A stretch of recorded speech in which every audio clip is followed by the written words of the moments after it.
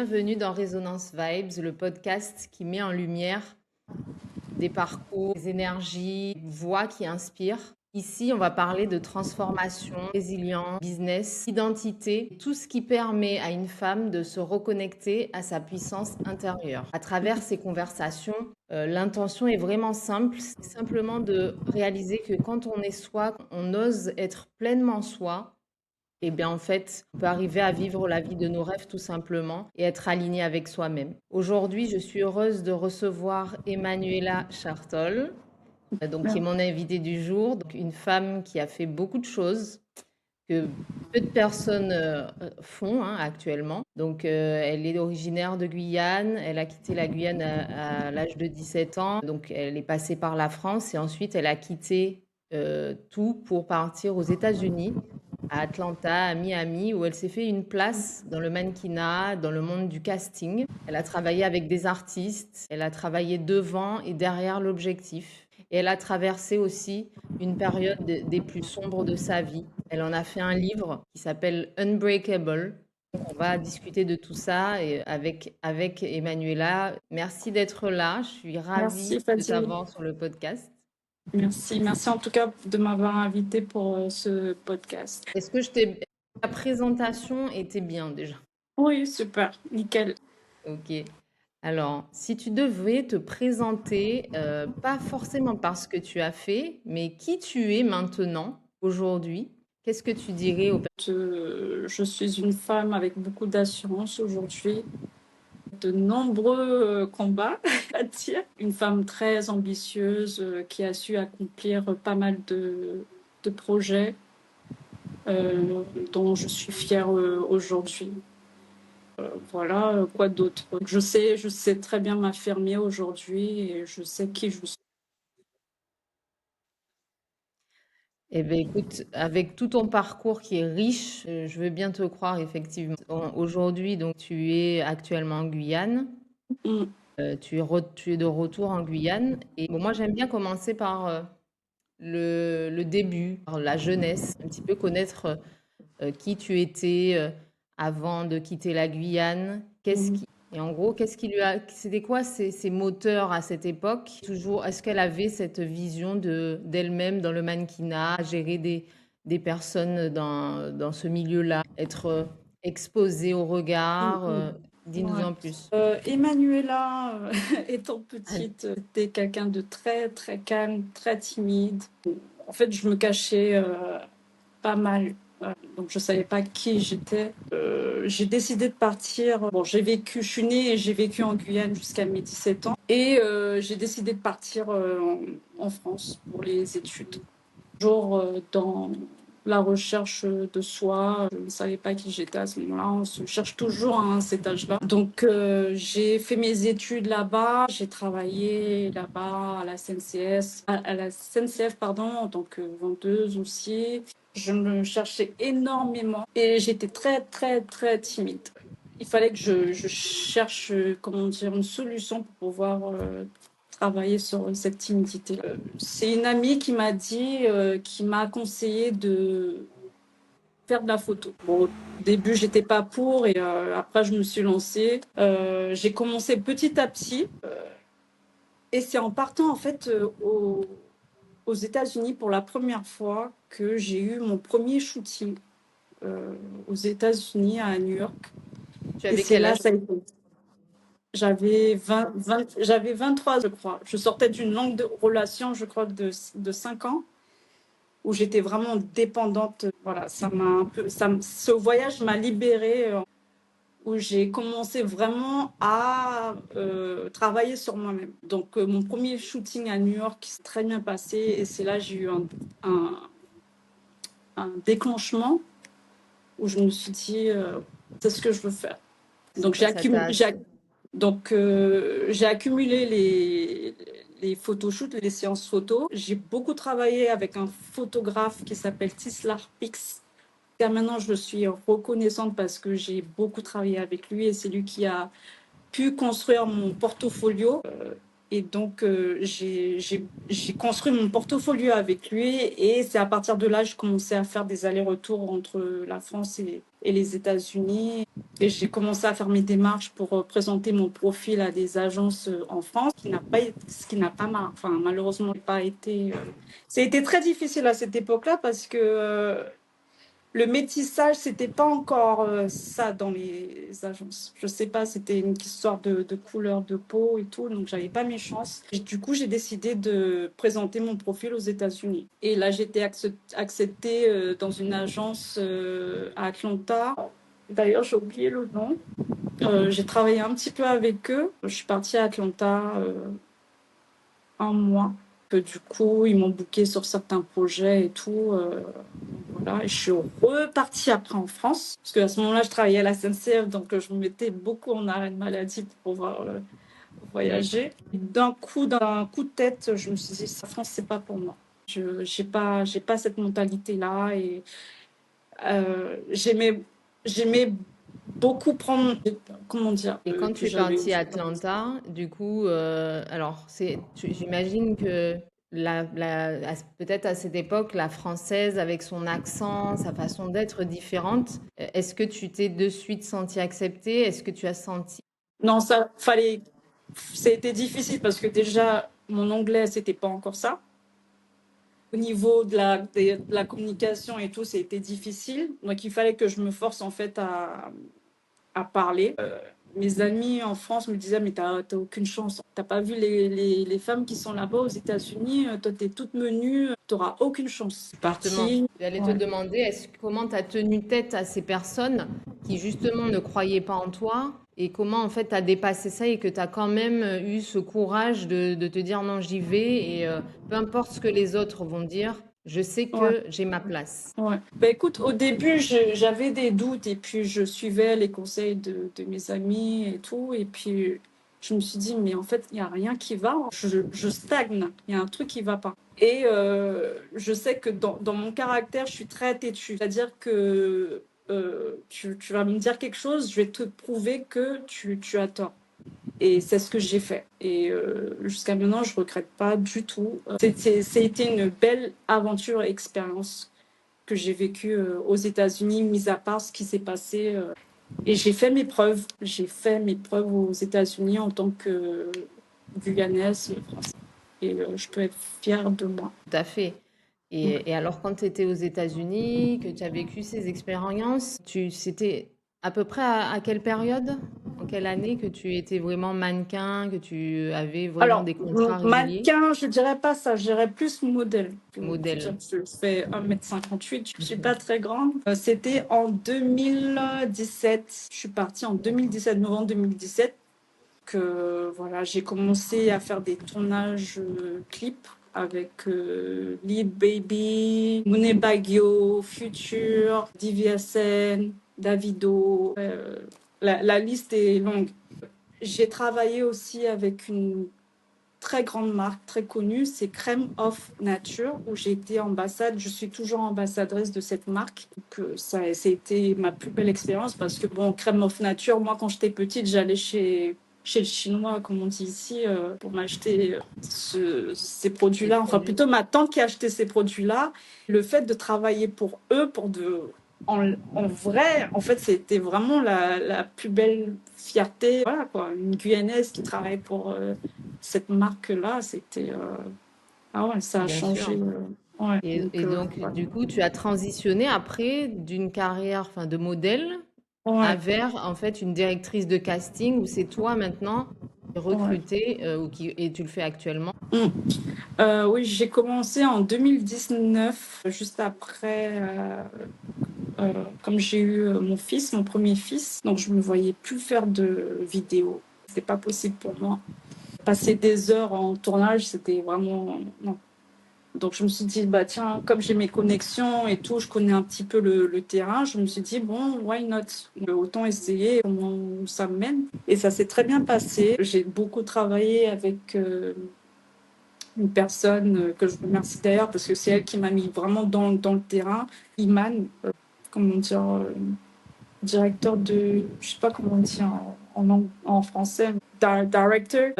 J'ai beaucoup travaillé avec elle et puis après je me suis voilà envolée mon business en tant que directeur de casting. J'ai travaillé avec des artistes aussi en France aussi qui venaient aux États-Unis pour des tournages que je me suis dit, je pense que je me débrouille pas mal dans ça jusqu'à maintenant.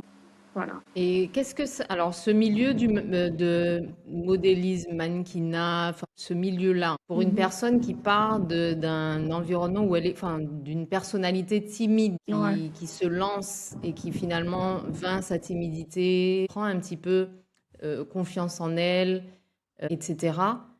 Euh, Qu'est-ce que ça t'a appris également, enfin vraiment sur toi, ce milieu? Tu recommandes à des femmes, parce qu'aujourd'hui il y a plein de femmes qui sont timides, qui Mhm. auraient aimé, tu vois, peut-être se lancer dans ce type de carrière ou bien même regagner Ouais. un peu confiance en elles. Ouais. Qu'est-ce que ça t'a permis de développer et qu'est-ce que tu recommandes à ces femmes-là? Alors déjà, de base, la photo, c'était pas dans l'optique d'être modèle. C'était vraiment une thérapie. Parce que j'apprenais à savoir qui j'étais. Donc c'était vraiment un gros travail sur moi-même. Et à force de faire de la photo, ça m'a remis confiance en moi et ça m'a permis aussi de m'aimer. Parce que je me dénigrais énormément étant petite. Parce que bon, la timidité, c'est quelque chose où on n'est pas sûr de soi, on ne sait pas qui on est.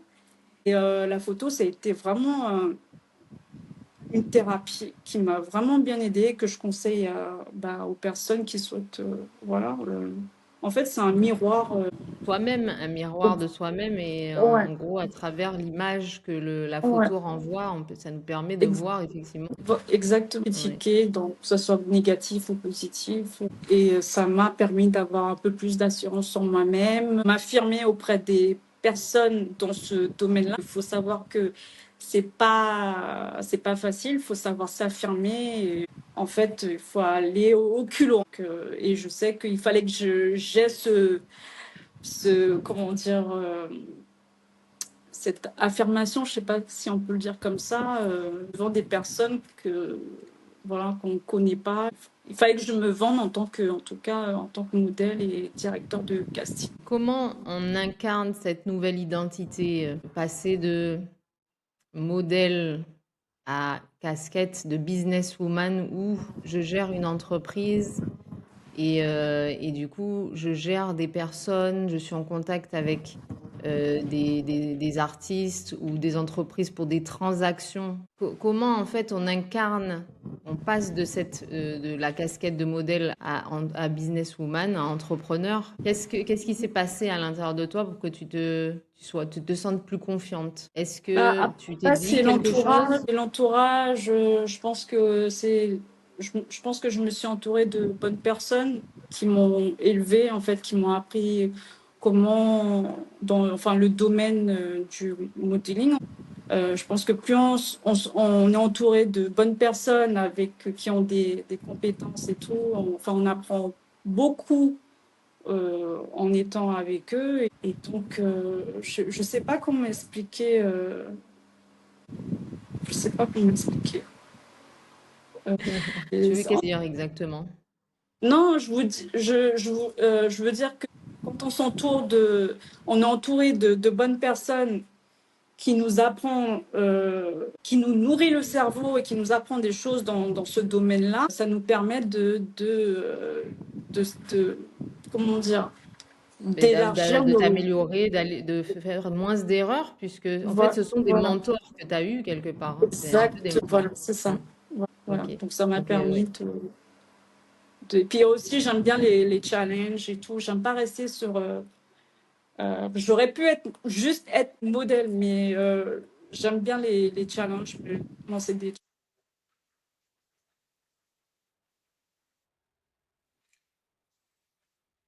Et ça revient beaucoup à ce que j'ai entendu dans différents podcasts ou dans les interviews que j'ai faites. Ouais. Quand on se lance dans l'entrepreneuriat, c'est bien d'avoir des mentors quand on a un projet, des gens qui sont Ouais, déjà passés par là, qui connaissent le milieu et qui peuvent nous guider et nous éviter certaines erreurs c'est que clair, c'est on clair, aurait pu faire si on n'avait pas ces personnes pour nous guider. c'est clair, c'est clair. Non, je suis d'accord. Et puis, donc là, tu as deux beaux enfants, également Ouais. maman, donc tu gères ta casquette entrepreneur et également maman. de deux petits garçons. Et donc, deux petits garçons, on va aborder donc une partie de ta vie en lien avec tes enfants.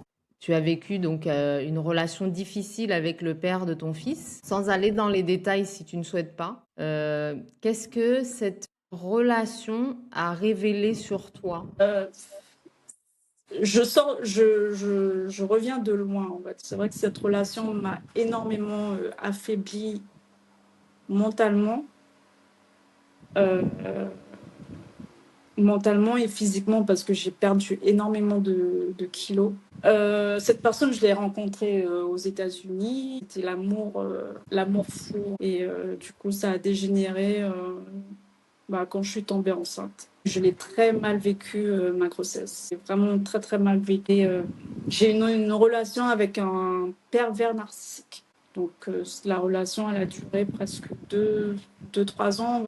Quand on a ce type de relation, on a du mal à partir parce on est dépendant de cette relation et on se perd mentalement, on oublie qui on est. Et ça, c'est ce qui s'est passé, c'est que j'ai oublié mon identité en tant que femme. C'était vraiment une période la plus difficile et je souhaite ça à personne. Du coup, après cette relation, il fallait que je me reconstruise. C'était très difficile de remonter la pente, mais heureusement, en tant que maman, je pense qu'on a cette force intérieure de se battre pour nos enfants parce qu'on n'a pas le choix. Et voilà, j'ai mis mes émotions de côté. J'ai été suivie par, une sophrologue. J'ai essayé l'hypnose aussi. Le sport aussi qui m'a énormément aidé. Enfin, j'ai toujours été sportive, mais le sport m'a vraiment aidé comment dire, à me dépasser, me défouler. Et donc, du coup, j'ai décidé d'écrire mon livre Unbreakable. J'ai mis du temps vraiment à me décider à écrire un livre. Je me suis dit, il faut vraiment que je le fasse parce que je sentais que même dans mon quotidien, j'avais des comportements qui n'étaient pas sains. Donc il fallait que je passe par là il fallait que j'écrive en tout cas. À force d'écrire, j'ai commencé à écrire et à force d'écrire, en fait, ça a été une thérapie à accepter ce qui s'est passé. Voilà, j'ai mis quand même 1 an à finir mon livre parce que bon, il y a eu des situations où c'était compliqué et puis même pour dire transparente sur des situations, c'est assez compliqué parce qu'on a peur du jugement des autres et tout. Et je me suis dit, écoute, il vaut mieux que je sois vraie avec moi-même et puis même les personnes qui ont peut-être vécu cette expérience-là, je ne sais rien, ça pourrait aider certaines personnes. Clairement, c'est clair que le témoignage n'est rien de plus puissant pour des personnes qui peuvent vivre les mêmes situations. Et je reviens juste sur ce que tu disais auparavant. Tu disais que tu t'es fait accompagner par une sophrologue et tu as fait de l'hypnose. Alors Ouais. moi, je suis vraiment quelqu'un qui croit justement en ce type Mm. de praticien parce que ça va vraiment, en fait, souvent les émotions sont bloquées dans ce qu'on appelle l'inconscient. Effectivement. Et du coup, à travers certaines techniques qu'on peut apporter, justement l'hypnose ou la sophrologie, on va pouvoir comprendre ou en tout cas débloquer des mécanismes dans l'inconscient et libérer un petit peu la personne. Ouais, Parce que sinon, en fait, on rejoue toujours la même chose et en fait, on souffre énormément. Donc, c'est clair. c'est des clés. Tu as pratiqué les deux. Est-ce qu'il y en a une qui t'a plus parlé Euh, ou qui a plus d'effet sur toi? Peut-être je vais dire la sophrologie parce que c'est plus au niveau de la respiration. Mm. Parce que je suis quelqu'un qui stresse énormément dans la vie quand j'ai pas ce que je veux. Je suis pas patiente avec moi-même. Je suis très très dure avec moi-même. Je travaille beaucoup sur la sophrologie et même pour mes enfants, je pratique même quand ils sont énervés. Je les invite en fait à exercer la respiration. Voilà, je dirais la sophrologie, parce que c'est quelque chose que je pourrais utiliser en fait au quotidien si jamais. Oui, c'est des choses que tu as gardées depuis et qui t'aident et que tu utilises concrètement. Ouais, ouais.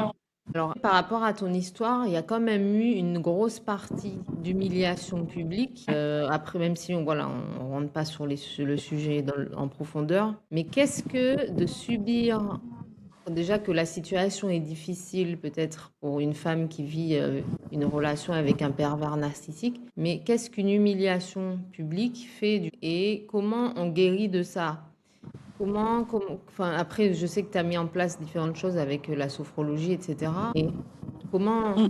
une femme peut s'en sortir? Qu'est-ce que tu donnerais comme conseil? L'humiliation publique, déjà, c'était sur les réseaux sociaux, notamment aux États-Unis. Je sais pas comment ça s'est passé au niveau de la métropole, mais aux États-Unis, c'était très critique pour moi. Voilà, je suis tombée en dépression. Je sais pas si je peux rentrer dans les détails. En tout cas, tout est dans mon livre.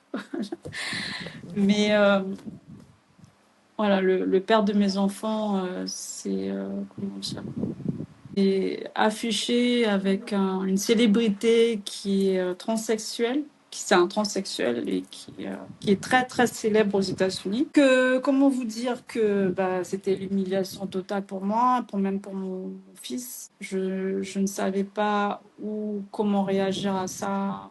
euh, en tout cas, je suis tombée dans la dépression. Je ne savais pas quoi faire à ce moment-là. Parce que dans ce domaine-là où j'étais en plus à Atlanta, tout le monde se connaissait, on savait qui j'étais et avec qui. C'était difficile pour moi de sortir parce qu'on savait ce qui s'était passé. Et le fait d'expliquer à chaque fois, enfin, je, le fait d'expliquer cette situation aux personnes qui me connaissaient, c'était juste impossible. Donc j'ai décidé de repartir en Guyane pour retrouver la paix. J'étais pas en paix, en tout cas avec moi-même aux États-Unis, puisque bon, les messages sur les réseaux, c'était vraiment insupportable. Enfin, on se moquait de moi, on me traitait de naïve. Et donc voilà, je suis partie en Guyane avec mon fils et c'était la solution qu'il fallait que je prenne pour m'en sortir. Et oui, Et on voit que les réseaux sociaux peuvent vite apprendre un tournant toxique. ouais, ouais, Ça ouais. peut vite devenir toxique en fonction des situations. Mais aujourd'hui, en Guyane, alors, comment tu te sens? Est-ce que ça t'a permis de retrouver en toi, Ah de oui, revenir sur ta terre? je me suis retrouvée carrément, je me suis reconstruit pour la deuxième fois, puisque bon, au début, quand j'avais 23 ans, j'apprenais quand même à me connaître. Et le fait d'être tombée dans une relation toxique, je me suis quand même complètement perdue, j'ai complètement oublié mon identité. Et en fait, en repartant en fait en Guyane, je me suis reconstruit encore parce que bon, il fallait quand même que je travaille sur moi-même après cette relation toxique que j'ai traversée. Ça a quand même mis, on va dire, 3 ans pour vraiment Le temps trois ans. nécessaire pour pouvoir Ouais, sortir. ouais, ouais, ouais, ouais. Alors, la femme que tu es aujourd'hui, qu'est-ce qu'en fait la femme que tu es aujourd'hui refuse maintenant par rapport à toutes les leçons de ces expériences que tu as pu tirer? Qu'est-ce que tu te permets que la femme que tu étais avant ne se permet pas? Et qu'est-ce que tu refuses catégoriquement aujourd'hui? C'est difficile. Qu'est-ce que tu... Quelle est la différence entre la Emmanuela de l'époque, qui vivait peut-être une relation de dépendance affective avec quelqu'un de Ouais, toxique? ouais, ouais. Qu'est-ce que tu as appris de ça catégoriquement? C'est quoi les leçons que tu en tires concrètement? C'est vrai que pendant ma relation, j'ai un petit peu négligé mon fils parce que mentalement, j'étais plus moi-même en fait. J'étais pas vraiment la mère présente puisque je traversais une période difficile avec la dépression. Donc, le truc que je ne ferais pas, c'est de me sacrifier à 100% pour un homme et de mettre en priorité mes enfants. Voilà, c'est quelque chose que j'ai appris et que voilà, j'ai énormément mis toute mon énergie sur le père de mes enfants pour essayer de, voilà, chose que je n'aurais jamais dû faire. Et bon, on passe tous par des expériences pour mieux, Voilà. comment dire, euh, pour mieux, comment dire, Ouais, on apprend en fait. Ce sont des expériences ouais, qui nous apprennent sur nous-mêmes. ouais, ouais. Donc, et puis j'étais très dépendante de lui. Je regrette énormément par rapport à mon fils parce que j'ai pas été présente à 100% pour lui. Et aujourd'hui, voilà, mes enfants passent en priorité. Et toi également, je sais que tu es très, très impliqué dans le domaine du sport également. Pour toi, c'est hyper important Ouais, ouais, et ça c'est plus. contribue. Ah oui, beaucoup, beaucoup. Ben, j'en fais pratiquement tous les jours. J'essaie de diminuer, mais j'ai besoin de ça, non pas seulement pour le physique et tout, mais vraiment pour le mental. Si je fais pas de sport, c'est là où mon mental, enfin, ça va pas, quoi. Et pour ton Mm. livre, justement, Unbreakable, donc Mhm. incassable en français. Alors, ça représente pour moi, comment dire, le fait de parler de mon livre déjà, c'est quelque chose où ça me fait quelque chose. Je suis une femme forte, c'est sûr. Tout ce que je peux dire à travers toute mon expérience, c'est que je suis une femme, une femme. On espère que ce sera édité en français, puisque pour l'instant, il est en anglais Oui, je travaille uniquement. dessus. Oui, j'ai la version en anglais. euh, euh, la version anglaise, elle est disponible sur Amazon. Pour le moment, là, je travaille sur la version française qui est en cours. Et donc, on Euh, reste connecté pour la suite, pour la version française, pour pouvoir avoir ce livre en main et voir un petit peu ce que tu peux apporter de ton expérience. Pour ouais, le ouais. mot de la fin, que voilà, hein, l'interview touche maintenant à sa fin. Qu'est-ce que tu veux que les gens retiennent de toi, de la femme que tu es? Qu'est-ce que tu dirais comme mot de la fin pour les personnes qui nous écoutent? Alors, moi, si vous avez un rêve, un objectif, croyez en vous. N'écoutez pas les conseils des autres parce que ça pourrait vous limiter et vous pourrez regretter par la suite. Il faut savoir prendre le risque. En tout cas, si on croit euh, en nous. Moi, j'ai su, comment dire, j'ai su prendre le risque parce que, voilà, quoi, on n'a qu'une vie. Et voilà, moi, je ne souhaite pas vivre avec des regrets. En tout cas, il faut croire en vous et se donner des challenges pour avoir cette satisfaction intérieure. Eh bien, merci à toi pour ces messages. Merci. Et je suis d'accord avec toi, hein, il faut oser dans la vie, ne pas avoir de regrets. La vie est courte C'est ça. et du coup, c'est vrai qu'on a souvent des peurs, mais ce qui différencie les gens qui passent à l'action, qui accomplissent des choses, c'est la capacité d'avancer malgré la peur, parce qu'on aura toujours peur. Parce que c'est de l'inconnu, parce que c'est des choses qu'on n'a jamais faites. Mais derrière C'est ça. cette peur, il y a tellement de belles choses, d'accomplissements, de rencontres. Et puis aussi, on se découvre soi-même des nouvelles capacités de faire des choses qu'on n'aurait pas pensé. Voilà. Vaut mieux faire que ne pas faire pour éviter les regrets. Exactement. Bien, Moi, écoute, c'est je te ce que je pense. remercie. Merci à toi, Fatih. Merci pour ta présence sur ce podcast. N'hésitez pas à vous abonner sur la chaîne pour les autres interviews à venir. Et on remercie encore Emmanuela. À très vite. Merci. Merci beaucoup. Ciao, ciao.